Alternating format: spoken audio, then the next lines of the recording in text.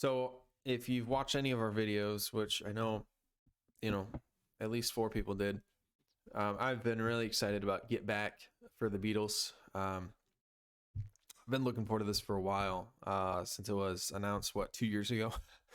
I'm not a Lose It fan, but I am a pretty big fan of the Beatles. My dad listened to it, um, and my dad didn't listen to or doesn't listen to a whole lot of music. So kind of got me hooked a long time ago. I sang it in choir back in 6th or 7th grade. I don't remember. Anyway, middle school. It doesn't matter. I'm not that old person that needs to be precise, right? Although I do remember, this is how ridiculous some things are. In this, or at least back in my day, um, getting made fun of for being in choir. But hey, that's another take. Let's not get on that soapbox. Let's get back to Get Back. So we'll kind of go with some of the cons, I guess, first, and then go to the main, the majority, which are pros. I think there were parts that were a little drawn out. I mean, there's a lot of footage here. I don't know why some parts seem longer than others, but some parts did. They kind of felt a little dragged on. There's not many times I felt like, hey, let's fast forward, but there honestly were a few times. I mean, overall, it was very interesting to see the behind the scenes look, but it was planned because they're planning a documentary back in 1969. But it was overall a very interesting documentary. You got to see a lot of behind the scenes stuff that I definitely did not know. And I knew there was some drama throughout the band and throughout the band's history and such. But I always lean towards George for a lot of things. I liked his solo stuff, which actually came out like only a year or two after Get Back came out and after the Beatles broke up. Spoiler alert: the Beatles broke up. George Harrison, I always liked. In this, you still, I think, at least for my take, and again, I was a little partial. You felt for him a little bit. I mean, you can see for the most part, it's the George show, or sorry, as I was just saying that, the Paul show, and then obviously John as well. So those two are the main guys, and really they're the focal points for all the discussions. And you can see George's feelings towards it. I mean, I would feel if I was in that position, and this is I think the older side of me, trying to put myself in those shoes. The older side of me with baby face. You put myself in George's shoes, and you're like, well, I'd be pretty ticked too. I mean, getting kind of fed up of the same old, and they're all saying their stuff in their British ways, which means they're not as cruel as Americans would be. Let's just say that. Not as direct, and not as I don't know, not as pissed, I guess. But anyway, I mean, you can see why he quit temporarily, and the band kind of dissolved, and you could tell they all kind of wanted to do their own thing. They all knew it was the end. I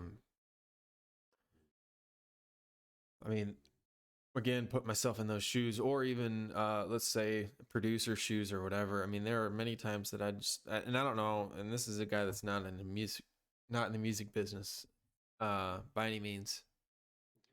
I would be a little peeved about how some of those sessions went. It just seemed very nonchalant a lot of times, and long tangents. I'm a person that likes to get in and get out, and I get that that's not part of the process, because there are things. It was very interesting watching like Paul just playing the guitar. Sorry, left-handed. Playing the guitar and kind of creating songs just on the cusp there. Just playing on the whim. Um, so I mean, there's creative styles there where you do that, but I think John really annoyed me for a lot of the movie. Um, and you got that comedic relief, but I'm more of a Ringo kind of uh, comedian where it's like, all right, shoot a little zinger every once in a while, but for the most part, just kind of just work. Ringo looked, and it could be the camera, it could be whatever else, but he just looked like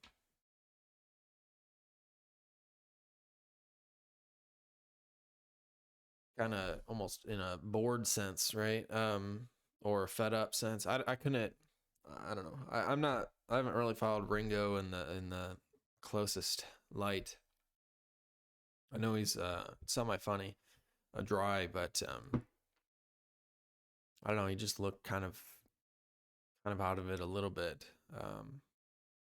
It's kind of sad watching all this happen, knowing what happens in the end. I'd say one more negative because, like I said, the rest is positive. Is if we have to hear, I mean, how many times throughout the movie were they just arguing or talking? The director, I think, of the cinematography. I don't remember his direct role or his exact role, but talking about where they're filming or where they're going to have their concert. I mean, that was a little repetitive. I think that was like I get that was a topic, but goodness, that was drawn out. Those are the parts that I was like, all right, let's maybe look to fast forward, 30 seconds. But then when you do that, it's still being talked about. So those are the slower parts to me. I liked hearing, sometimes I liked hearing the covers that they did, just willy nilly, and I'll say Lennon introducing the Rolling Stones 1,000 times was pretty good. I don't think that joke failed for me even after the 10th time. I think that still got me pretty good.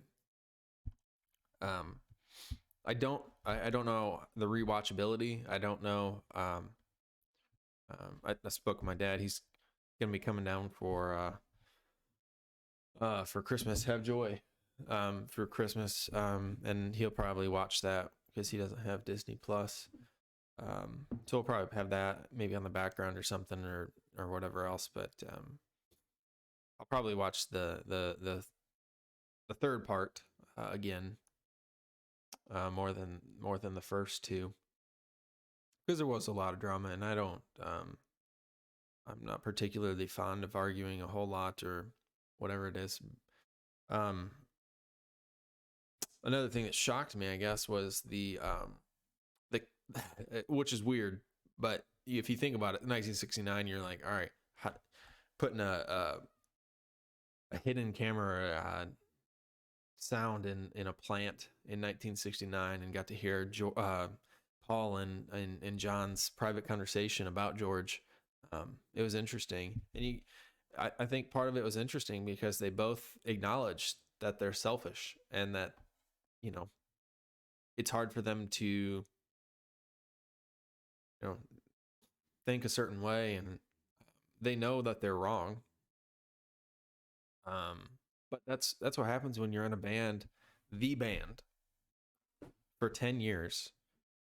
You got four, well, I'm not going to say four because Ringo was, I think, a little less vocal. But you got, three, four guys that are, want things a certain way. And that's not always good. And losing your manager um does affect you, and it looks like that affected the Beatles quite heavily. Um seeing Yoko in the room at all times was a little strange to me. Not that it affected the music and not that it affected anything else, but just imagine bringing your spouse to work every single day. um I love my spouse. But I think that I don't know. It just is a little much for me. I don't know. But they got that new love. That high school love that you can't stop. Holding each other's hands and such. But hey, it's fine. Although I thought this before the film. I cannot stand that music, Yoko and John's music. But it was funny when Paul's daughter was singing and it sounded just like Yoko, and even John called it out, Yoko. Overall, I mean, I'm glad I watched it. There's a lot of good things coming out of it. Really makes you appreciate the end of the band and all the complexities that there is in it. Um, I mean, I would say I would recommend watching it. I mean, it's long. It's what, 7 hours long total, I think. You got three parts that are each are over 2 hours. I think one of them's pretty much three. Um, but I mean, overall, it's very entertaining.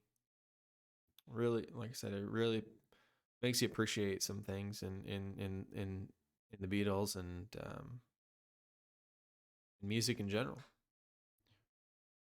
Coming from behind the scenes, you don't get to see any of that. You don't get to see the creative processes, how many takes there are. Even if you have a song that you think is done, there's certain things you're like, oh, okay. And technically, we get to find out that there was a fifth Beatle. There was always and you kind of knew that Billy Preston was the fifth Beatle. You know, there were many times when he was one of the main handful of fifth Beatles that were all over the world. Um, but technically, Paul made him a fifth Beatle. Kind of sad. He gets hired to do the Get Back album, and then they break up. He didn't. They showed that he made a couple more albums, and I did watch. If you've never watched the George Harrison's, I don't know if it's a celebration or basically after he died, they a bunch of musicians played for his. I'm just gonna look it up now because I already sound ridiculous. Um, yeah, it's a celebration concert. It's a concert for George. If you've never watched it, I would highly recommend it. It's really well done. A lot of guitarists, obviously, since he played a lot of good riffs. Had a lot of good songs, but anyway, um,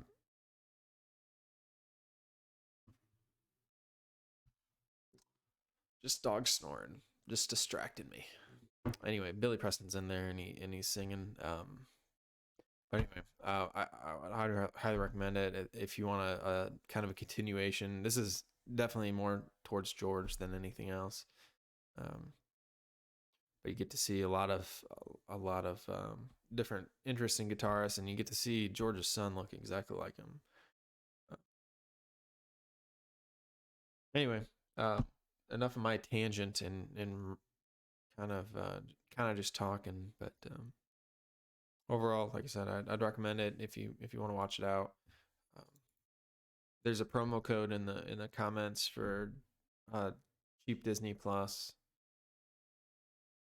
There's not. I'll make up a code for you though. It'll be there. Don't worry. It'll be called Dachshunds for Life or something. Anyway, we'll catch you in the next one. If there's anything else you want DDA or DDS to look at, let us know. We are open for business. Catch you in the next one.